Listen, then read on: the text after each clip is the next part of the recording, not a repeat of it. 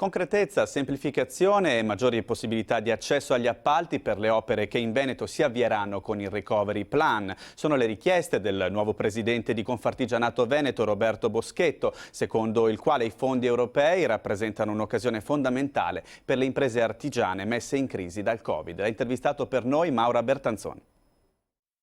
Le grandi infrastrutture per i trasporti, ma non solo. Nei fondi europei del Recovery Plan le aziende venete cercano l'appiglio per riemergere dalla crisi del Covid. Ma c'è bisogno di concretezza ed è quello che chiede Roberto Boschetto da pochi mesi alla guida di Confartigianato Veneto. Sì, noi cerchiamo tutto quello che è veloce per avere immediatamente appalti nel nostro territorio a chilometro zero. Abbiamo bisogno di un'economia che riparta e per ripartire servono i quattrini del Recovery Fund che siano anche distribuiti al nord e nella nostra regione. Interventi ambientali per la costa, per il dissesto idrogeologico, per il porto di Venezia, per le Olimpiadi invernali, tutti ambiti potenziali di coinvolgimento per le imprese. Ma torna pressante la richiesta di semplificare una burocrazia che frena ancora troppo. Purtroppo da un sondaggio il 37,5% di ritardo rispetto all'Unione Europea negli